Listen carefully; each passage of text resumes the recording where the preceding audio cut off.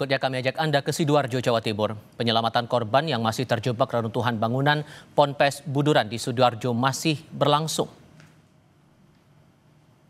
Visual udara ini menunjukkan tim SAR gabungan yang tengah menjalankan proses evakuasi korban. Tampak pula lokasi bangunan Pondok Pesantren Buduran Al-Khozini di Sidoarjo, Jawa Timur yang ambruk pada Senin sore kemarin. Evakuasi dilakukan dengan saksama karena kondisi bangunan sekitar yang rentan. Petugas penyelamat berhati-hati dengan tidak menggunakan alat berat dalam proses penyelamatan para korban.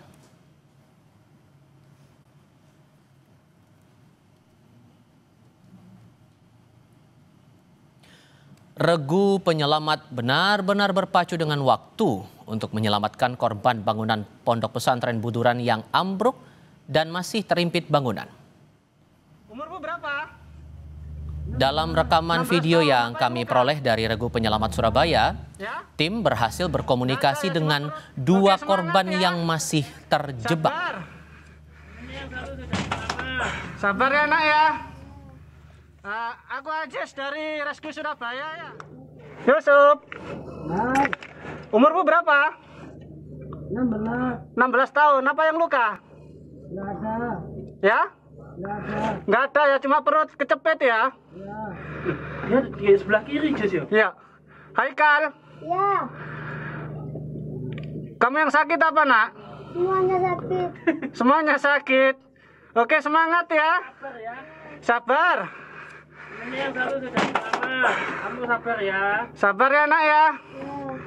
Ya, Aku Ajes dari Rescue Surabaya ya. Sabar ya, ini usaha. Ini dulu aja. Masuk. Pak Megan, taruhlah. Untuk di situ ya apa kondisinya? Bisa dieksekusi atau masih butuh beberapa waktu? Butuh beberapa waktu ya, karena ini saya saja ini untuk berjalan merayap aja sangat kesulitan ini, Bapak Nam.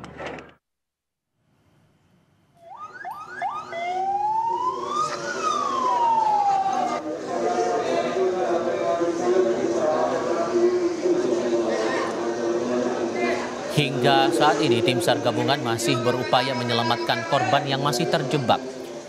Kepala Kantor SAR kelas A Surabaya, Nanang Sigit, bilang hingga kini masih ada 38 santri yang diduga masih terjebak. Data ini diperoleh dari pihak pondok pesantren yang menyebut jumlah santri saat kejadian sebanyak 140 orang. Sebanyak 102 diantaranya sudah dievakuasi. Data ini masih terus diperbarui oleh tim SAR gabungan.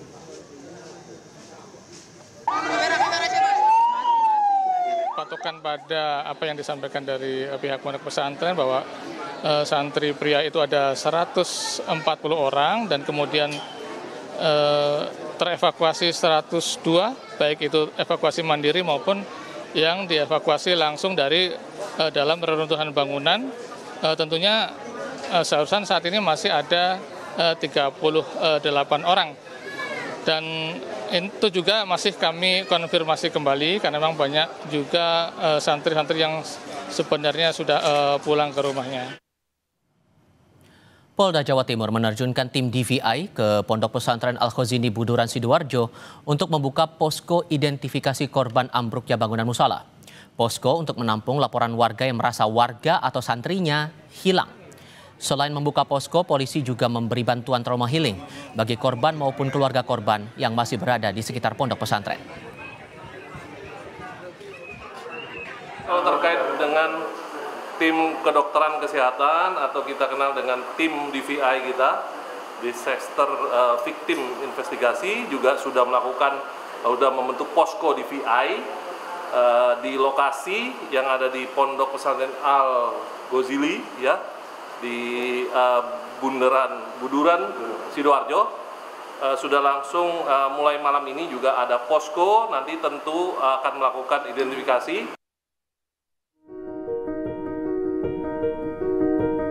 Yusuf, umurmu berapa? 16 tahun. Apa yang luka?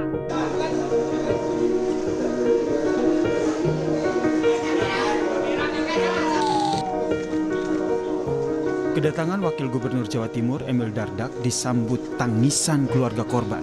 Seraya berharap anggota keluarganya bisa segera diselamatkan oleh tim SAR gabungan. Saat hadir, Emil pun langsung berdialog dengan keluarga korban untuk Plan your getaway with Agoda today. All your travel needs in one place. yang terjebak masih tinggi.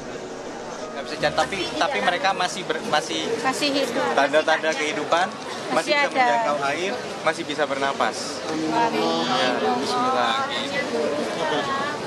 Mereka bahkan menurut saya sudah sangat berani. Artinya sesuatu yang kelihatan mentok nggak berhenti mereka.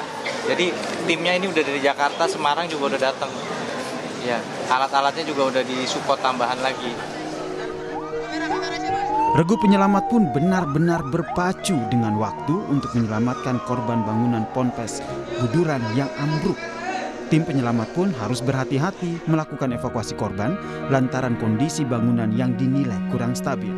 Dikarenakan bahwa posisi ataupun kondisi reruntuhan bangunan ini pada kondisi yang labil atau strukturnya mudah untuk berubah ataupun ambruk kembali. Sementara kami saat ini masih fokus dari hari pertama sampai dengan hari ini, siang ini, masih fokus untuk melaksanakan pertolongan terhadap korban yang masih kondisi hidup. Menurut Bupati Sidoarjo, Subandi, bangunan pondok pesantren yang ambruk ternyata belum memiliki izin mendirikan bangunan. Pembangunan yang sedang dilakukan di musola tersebut merupakan lanjutan dari bangunan yang sebelumnya sudah ada. Banyak pondok itu kadang bangun masjid, bangun pondok, kadang dia tidak ngurus INP-nya dulu, langsung dibangun. Baru selesai, ini baru izin-izin baru selesai. Nah mestinya sebelum dibangun, mestinya itu izin-izin termasuk INP, ini harusnya dikerjakan dulu, biarkan nanti konstruksi juga standar dalam bangunan. Nah ini bangunan melanjutkan, nah, tak lihat, tak tanyakan, izin-izinnya semua tidak ada. Akibat bangunan pondok pesantren Buduran Al-Khozini yang ambruk, 3 orang meninggal dunia dan lebih dari 100 orang dirawat di rumah sakit. Tim Liputan, Kompas TV, Sidoarjo, Jawa Timur.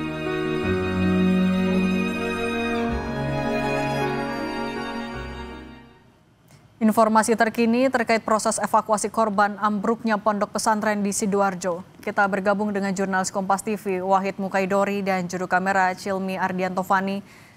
Wahid, sampai petang ini seperti apa evakuasinya? Masih ada berapa orang lagi yang terjebak?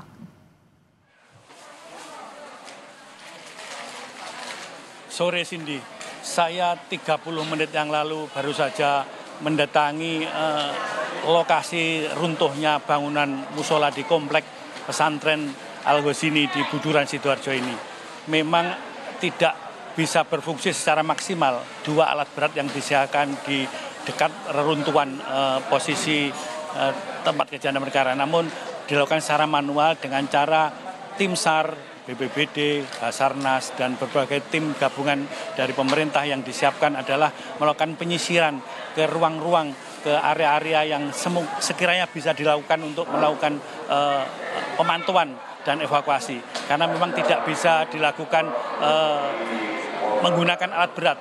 Karena ini prosesnya harus sangat hati-hati melihat kondisi bangunan yang memang tidak begitu bisa untuk dilakukan dengan alat berat, sehingga maka menggunakan manusia, melakukan manual, mereka menyusuri lorong-lorong di sekitar komplek bangunan yang roboh itu.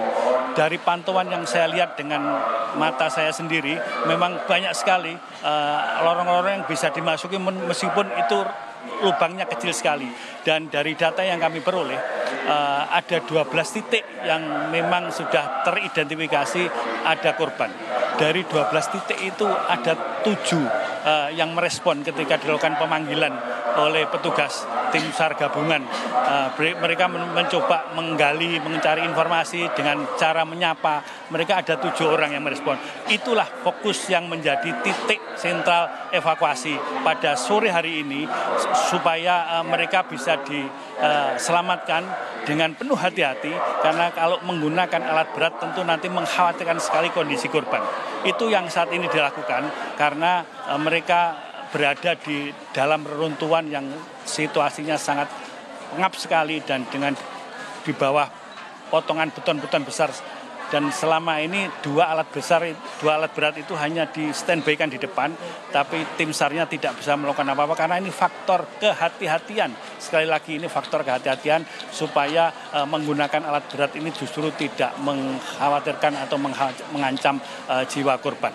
Saat ini saya berada di posko BPBD, Basarnas, dan ada beberapa posko yang disiapkan seperti posko anti-mortem Bidokes Polda Jatim untuk melayani para wali santri yang saat ini ratusan orang berkumpul di sini mencari informasi, mereka menggali data, mereka mencari informasi yang akurat tentang sanak keluarganya. Tidak semuanya orang tua, barangkali karena orang tua tidak tega untuk hadir langsung, tapi ada kerabat yang lain, ada sepupu, ada keponakan, ada saudara yang lain untuk terus berada di sini dengan sabar. Tentu dengan doa, mudah-mudahan serapat dan keluarganya yang sekarang masih dalam pencarian bisa ditemukan dalam kondisi selamat. Jadi doa kita semua, Wahid, tapi Anda bisa gambarkan juga, tunjukkan kepada kami seperti apa situasi di posko di sana, usaha apa juga yang sedang dilakukan oleh tim gabungan di sana seperti apa? Ini di samping kanan saya, samping kiri saya, dan belakang saya semua adalah para wali santri yang memang berada di sini sejak 3 hari yang lalu. Ini satu komplek, ini memang ini gedung sekolah di komplek Algosini. Ini di depan saya ada posko BPBD, ada posko anti-mortem Bidokes Polda Jatim, kemudian di belakang sana ada dapur umum. Semua komplek dijadikan satu di sini. Fokusnya di sini, informasi di sini, karena dari jarak sekitar 100 meter di tempat kejadian perkara di bangunan yang roboh itu memang disterilisasi, dan sore ini memang lebih diperketat karena nanti pukul 18.00 dijadwalkan Menteri Agama akan hadir, kemudian besok juga dijadwalkan Menteri Sosial juga akan meninjau lokasi ini. Jadi ini semua informasi, semua kegiatan, semua hiruk pikuk wali santri yang berada di sini saling menunggu, saling berbagi informasi, dan tentu saling berdoa, saling menguatkan, terutama saling menguatkan antar orang tua agar apa yang menjadi harapannya adalah selamat, bisa bertemu dengan keluarga. Cindy, boleh saya laporkan, sore ini makin ramai karena lalu lalang orang tua di sini banyak yang masuk melihat posko di anti-mortem Bidokes Polda Jatim, menanyakan informasi. Kemudian di depan ada posko BPBD dan Basarnas. Kemudian mereka ada lagi di belakang ada dapur umum.